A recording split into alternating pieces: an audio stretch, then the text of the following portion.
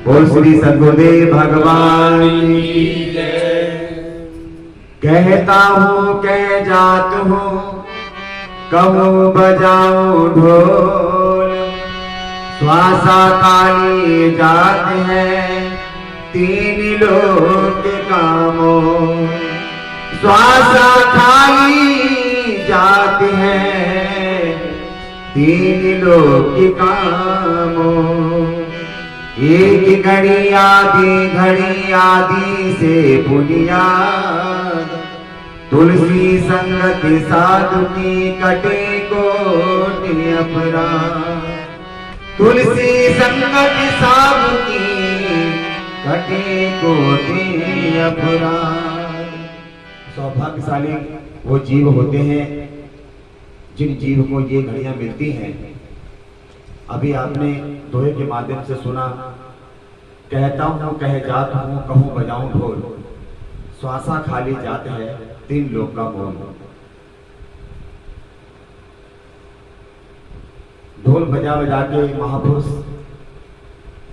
समझा रहे हैं और गली गली गांव गांव में जाकर के शहर शहर में जाकर के वो राम नाम का डंका बजा रहे हैं, जीव को जगाने की कोशिश करते हैं। महापुरुष कहते हैं राम नाम की लूट है, लूट सके सो लूट, नहीं तो अंत काल पछताएगा जब प्राण जाएंगे छूट। आछे दिन पाछे गए प्रभु से न किया हेत, आप पछताए क्या करे जब चिड़िया चुके खेत। कहने का भाव है कि आज का दिन हमें जो मिला है, हम अभी वर्तमान समय को अगर हम सार्थक नहीं करेंगे तो भविष्य किसी ने नहीं देखा है। भविष्य का जो हाल है वो बहुत बुरा लगता है। इसलिए महापुरुष कहते हैं जो समय हमारे क्षण जो बीत रहे हैं, उन समय को सार्थक करना हमारा कर्तव्य है, हमारा धर्म है। इस धर्म को निभाने के लिए ही ये मनुष्य का चोला हमें मिला है। भगवान ने कुछ भी और बहुत सारी योनियां हैं, 83,99,999 योनि और भी है, लेकिन उन सबसे बचा करके, उस सबसे छुड़ा करके उस परम पिता परमात्मा ने हमें ये मनुष्य का चोला दिया। और हम सब बेहतर जानते हैं कि ये चोला किस लिए मिला है। सिर्फ खाना पीना सोना इसके लिए नहीं मिला है।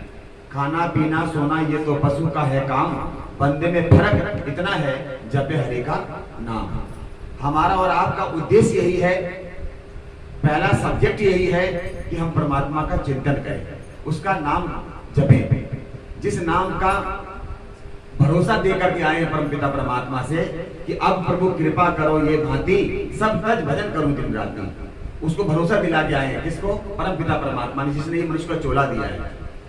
और वो भरोसा हम कायम नहीं रखते, तोड़ देते हैं, फिर वो कभी आपका भरोसा नहीं करेगा। एक बार किसी को कोई सामान चाहिए होता है, वो मांगने आता है, आप दे देते हैं, और अगर वो समय पर आपका सामान वापस नहीं करता है कुछ भी, फिर आप दोबारा उसको विश्वास नहीं करते हैं, उसका भरोसा नहीं करते हैं, पता नहीं देगा नहीं देगा, पहले नहीं दिए। उसी प्रकार से भगवान से जो हम वादा करके आए हैं कि हे परम पिता परमात्मा मुझे मनुष्य का चोला दीजिए और हम आपका दिन रात भजन करेंगे। ये नहीं कि दिन का वादा किया है, दिन और रात का वादा किया है, 24 आवर्स। लेकिन हम कितना उसका चिंतन कर रहे हैं, कितना भजन कर रहे हैं, हम कितना उसको याद कर रहे हैं, कितना हम उसको उसका पाठ भजन करते हैं, ये हमें पता है। तो फिर भी हम भूल जाते हैं, भटक जाते हैं, कहीं उलझ जाते हैं, लेकिन फिर भी ये हमारी जो सत्संग की घड़ियां आती है ना, ये हमें तरोताजा करती हैं। किसी न किसी माध्यम से, संकीर्तन के माध्यम से, सत्संग के माध्यम से हमें वो अपनी जो चीज हम भूल गए हैं, जो राह, जो मंजिल, जो डगर हम भूल गए हैं, वो सत्संग के माध्यम से हमें फिर याद आने लगती है, हम तरोताजा होने लगते हैं। इसीलिए सत्संग की घड़ियां जोड़ी जाती हैं। तो महापुरुष कहते हैं कहता हूँ कह जात हूँ कहूँ बजाऊं ढोल, और श्वासा खाली जाते हैं तीन लोक का भूत वर्तमान भविष्य यही है, श्वास ही है। अब श्वासी हम खाली जा रही है, हम ढोल बजा बजा के चिल्ला रहे हैं कि भजन करना है, भजन करना है, लेकिन बात नहीं ऐसे बन रही है। क्योंकि जब तक हम भजन में लगेंगे नहीं, जो हमें हमारे गुरुजनों ने इतना उपकार किया है कि उन्होंने सुंदर नाम हमें ऐसा हृदय के अंदर डाला है कि वो कोई समय नहीं है उसका, ना कोई जगह निश्चित है, जहां मर्जी कर लो। इतना साधारण इतना सरल कहीं कोई सिस्टम नहीं है जो हमें मालिक ने बताया है। ये इतना सरल है कि आप किसी भी स्थिति परिस्थिति में हैं, किसी भी जगह में हैं, कौन सी घड़ी में हैं, कैसे हालात हैं आपके, उससे कोई सरोकार नहीं है। आप जब चाहे तब भगवान को याद कर सकते हैं, जब चाहे उसका सिमरन कर सकते हैं और हो जाता है। ये भी नहीं कि कोई आडंबर हमने इकट्ठा करना होता है, वो कुछ नहीं करना पड़ता। ये तो इसलिए करना पड़ रहा है, ये तो एक डुगडुगी है, बजा रहे हैं, पब्लिक इकट्ठी हो, कुछ सुने समझे और दिल में उतारे। लेकिन कभी कभी ऐसा होता है इनकी किसी की कोई जरूरत नहीं पड़ती है, ये सब खत्म हो जाता है। कहते हैं देखत देखत ऐसा देख मिट जाए दुतिया रह जाइए। वो चीज कब आएगी? ये सचमुच के सिस्टम नहीं है, ये तो नकली सिस्टम है। असली जो बज रहा है वो अंदर बज रहा है, पर नकली के द्वारा पहुंचने की कोशिश करते हैं। झूठ-मूठ खेले सचमुच हो, झूठ-मूठ है ये झूठ का सिस्टम है। लेकिन झूठ के सिस्टम का सहारा लेकर के हमें कहां पहुंचना है? सच्चे सिस्टम पर पहुंचना है। अंदर जो बज रहा है, आज अगर हम कहते हैं कि ढोलक बहुत अच्छी बज रही है, बाजा बहुत अच्छा बज रहा है, पर वो आप कैसे पहचान कर रहे हैं? क्योंकि कोई वो पहचान आपके अंदर पहले ही है। वो अंदर वाला तो कहता है कि बहुत अच्छी बज रही है और ये खराब बज रहा है, क्योंकि स्वतः ही आपके अंदर वो बज रहा है। जो हम बाहर सुन रहे हैं वो अंदर बज रहा है, पर अंदर वाले बजने को, अंदर वाले साज को वो कैसे फिर प्राप्त होगी? जो हमारे गुरुजनों ने कहा है ना कि आंख कान मुख मूंद के नाम निरंजन ले, अंतर के पट जब खुलेंगे, जब बाहर के पट, जब हम ये कान भी बंद करेंगे और आंख भी बंद करेंगे और ये मुंह भी बंद कर लेंगे, और जब निरंतर हम श्वास के द्वारा उस शब्द पर, श्वास के द्वारा उस शब्द पर ध्यान लगाएंगे, तो खुद ही अपने आप वो सिस्टम चालू हो जाएगा और ये बंद हो जाएगा। जो हम भजन गाते हैं कि नाचते नाचते मीरा गाने लगी, आज हमको हमारा प्रभु मिल गया, वहां का साज बज रहे थे, वहां कोई साज नहीं बज रहा था, बज रहा था, थोड़ी देर बज रहा होगा, उसके बाद बंद हो गया, फिर भी वो नाचती रही। इसका मतलब वो नकली बंद हो गया, असली चालू हो गया। असली चालू हो गया और वो निरंतर नाचती रही। और कब तक नाची? जब तक भगवान के दर्शन नहीं हो गए। देखिए, जब अंदर वाले साज बजते हैं ना, तो फिर वही बात होती है कि जब तक साक्षात ना हो जाए तब तक वहां आनंद ही नहीं आता है। तो वो साक्षात कराने के लिए स्वयं भगवान आते हैं, हम बुलाएं ना बुलाएं, पर वो उनको आना पड़ता है, क्योंकि हमारा जो वो है ना हठ योग, वो संकल्प करके जो हम बैठते हैं भजन में, वही हमारे को भगवान के नजदीकी कर देता है। संकल्प नहीं होता, कोई चीज हमारी पूरी नहीं हो पाती है, बिना संकल्प कहाँ हो पाती है। अगर हम संकल्प नहीं करेंगे, आज हमारा व्रत है तो नहीं हो पाएगा, मन करे खा लेंगे, पी लेंगे, कुछ भी कर लेंगे, लेकिन अगर संकल्प किया नहीं आज तो व्रत करना है, तो वो संकल्प हमारे व्रत को मजबूत कर देता है, निभा देता है प्यारे व्रत को। उसी प्रकार से हमारी श्वासों का जो खजाना है, जो हम पर डे 21,600 श्वास 24 घंटे में लेते हैं, और हमारी एक भी श्वास भगवान खाते में नहीं जा रही है, तो हम गुनहगार हैं, हम गुनहगार हैं। और हम इतना बड़ा गुनाह कर रहे हैं, इससे बढ़कर कोई गुनाह नहीं होता। भगवान की याद ना करें, उसका सिमरन ना करें, इससे बढ़कर कोई गुनाह नहीं होता, कोई गुनाह नहीं है।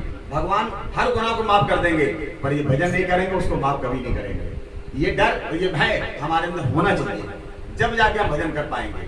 हमें लगता नहीं कोई बात नहीं, कल कर लेंगे, और कोई बात नहीं फिर कर लेंगे, और फिर करते करते अगला जन्म आ जाता है। अब अगला जन्म किसका मिलेगी तो हमें आपको पता ही नहीं है। भाई मनुष्य का मिलेगा या भैंस का मिलेगा या गधे का मिलेगा या ऊंट का मिलेगा, कुछ पता थोड़ा नहीं है।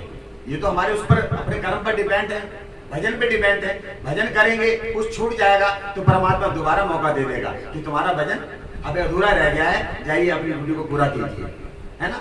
उन्हें पता है कि हाँ भजन कर रहे थे, लेकिन फिर भी अधूरा रह गया, और हो जाता है, कोई बात नहीं है। लेकिन कम से कम मनुष्य का चोला तो मिल जाएगा ना, भजन करने का मौका तो मिल जाएगा ना, सेवा करने का मौका तो मिल जाएगा, ऐसी संगति तो मिल जाएगी।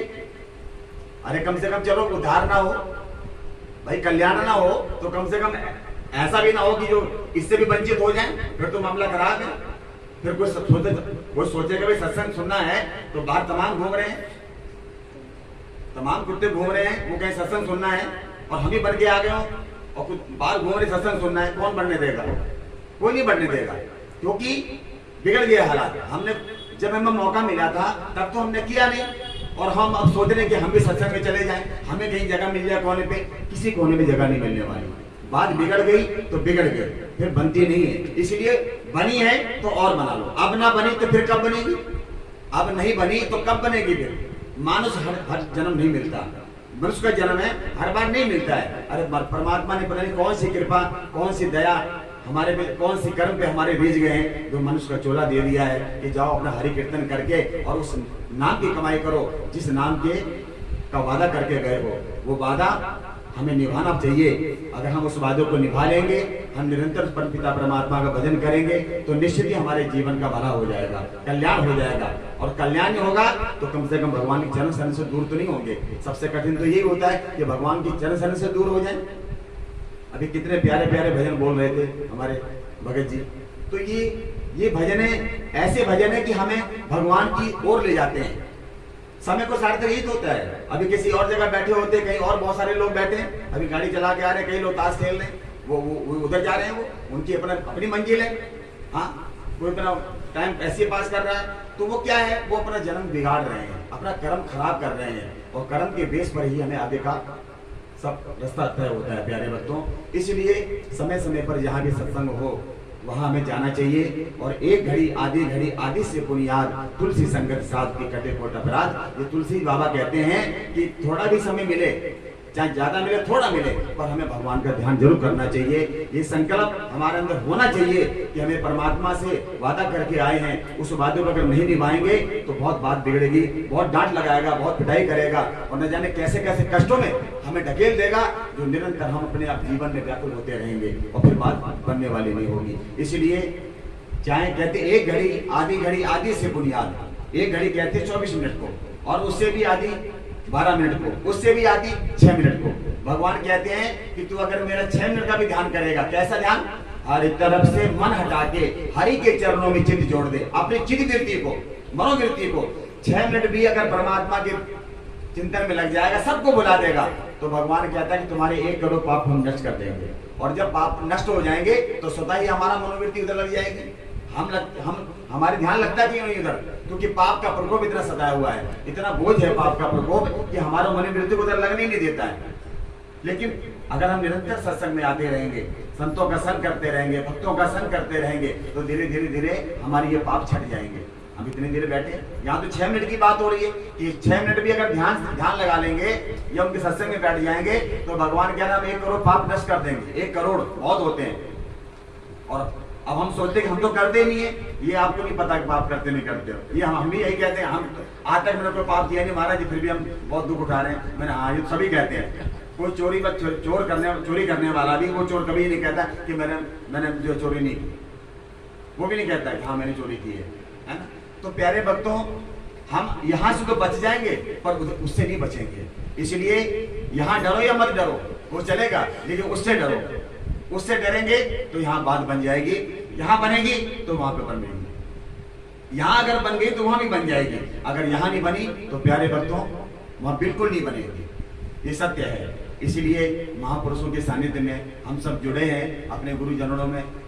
उन्होंने, हमारे गुरुजनों ने कितने उपकार किए हैं, कितना परिश्रम किया है कि हमें उस तत्व को बता दिया जिस तत्व के द्वारा हमारा जीवन चलता है, जीवन का कल्याण होता है।